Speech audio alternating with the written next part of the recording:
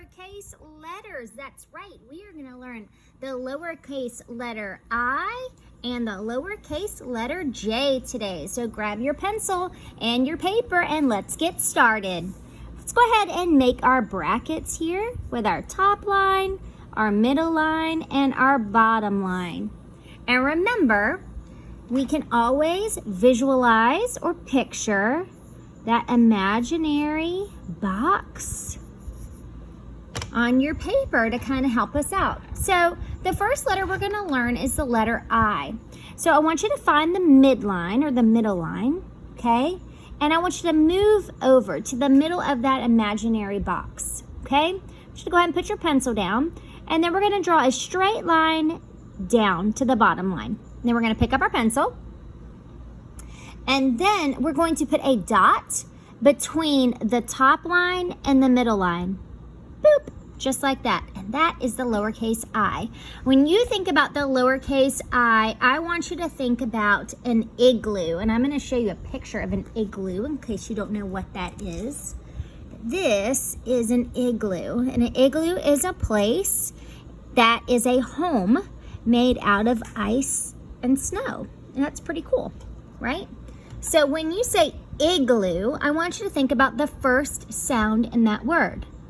I hear the I sound, okay? So we're going to make that sound when we write the lowercase letter I. So get your pencil ready, and here we go. Ready? I. I. I. Good job. Go ahead and kiss your brain for that hard work. Sometimes when I think about the lowercase letter I also think about like the word icky, and I touch my nose and I pinch my nose and I think like icky, like that smells icky. So that's another way to help me remember the sound that I makes. It makes the I sound. So you can practice writing the letter I and making that short vowel sound on your own. Okay, let's move on. Make that X. Let's go ahead and write our new bracket. Top line, middle line, and bottom line. And now we are going to learn the letter J. So again, imagine that imaginary box just like we have here. So you're going to start on the left side of the box. You're going to move your way to the middle where that midline is, okay? And we're going to put our starting place here. And we're going to go down to the bottom line. Now look at what happens. We go below the bottom line and we come back up, and then boop, we put that dot right back on top again. So it kind of like, if this is the bottom line, it kind of goes like down into underneath. Some people call this the basement. Some people call this the ground. Whatever works from you, but you're going to go down below the bottom line and then curve back up, okay? And that is the lowercase letter J. When you think of J, I want you to think of a jar.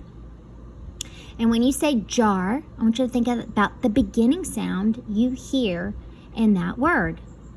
J, J, J. That's right. J makes the J sound, okay? So let's go ahead and let's make that sound as we write the letter J. Here we go. Ready?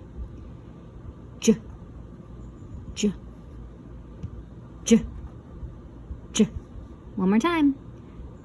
J, J.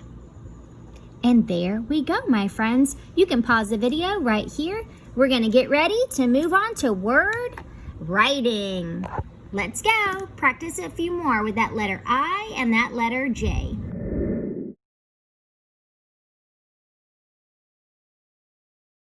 It is word writing time using the lowercase letters I and J. Okay. What we're going to do this time is we typically start with real words. Today we're going to start with nonsense words. Okay, so those are the words that aren't real. And they just help us to isolate those sounds. So let's go ahead and let's draw our brackets here with our top line, our middle line, and our bottom line. Okay, and let's remember, for our right-handed friends, you're holding your pencil in your right hand, you're pounding and you're tapping, starting with your pinky, on your left hand. And for my left-handed friends, you're holding that pencil in that left hand and you're pounding and tapping, starting with your thumb, on that right hand. Okay? Pounding and tapping helps our brain make some connections. All right, here we go. Okay, so what we're going to do is our first nonsense word is going to be the word jawed. Jawed. Here we go. Jawed. J, ah, d.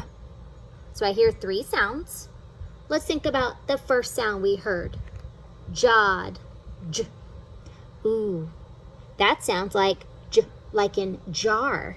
That's going to be that lowercase j. So we're going to start at that midline, curve around, and add that dot to the top. Here we go. Jawed. J, ah. That's that medial sound or that middle sound. It's making the ah sound, like octopus.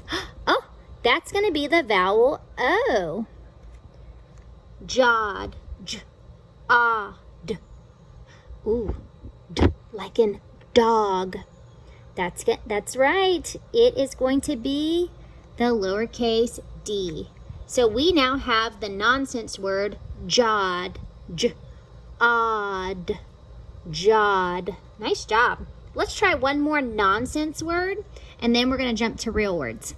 So this next nonsense word is the word ib. I know, weird, right? Ib. Let's pound it. Ib. Ib. So in this word, I only hear 2 sounds, okay? Let's think about the first sound we hear in ib. I. I. Like an igloo. That's going to be that lowercase I. Nice job. Now let's pound ib again. Ib. I. B. Ooh.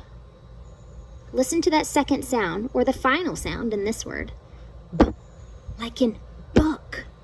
That's the B.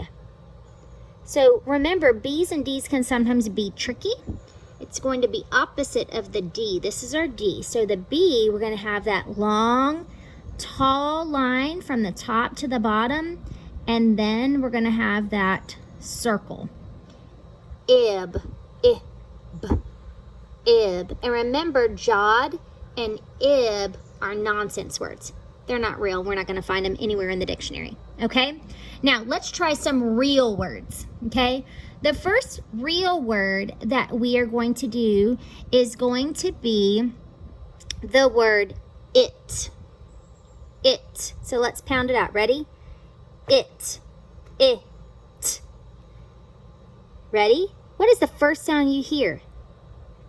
I. Like an igloo. Just like an ib. I. Now let's listen for the second sound. It. It. I hear t, like in turtle. That's going to be T. Good job. This is the word it. It. It. Nice job. Did you go to it? That's how you could use it in a sentence. Or it is my favorite ice cream. That's right. Chocolate is my favorite ice cream. Now let's try one more word. That word is going to be bit. Bit. Ready? So let's pound it. Here we go. Bit. B. It. Okay, so let's think about, slow it down. Think about the beginning sound in bit. Bit. B. Oh, that's like in book. So we're going to draw that line straight down. That's going to be that letter B and curve it around. So we have the B in bit. Now let's listen for the medial sound or the second sound in the middle. Bit. B. I. Oh, like igloo. That's going to be I. Were you thinking I? Nice job. Go ahead and write it. Let's focus on that final sound in bit. Here we go. Bit. B. I. T.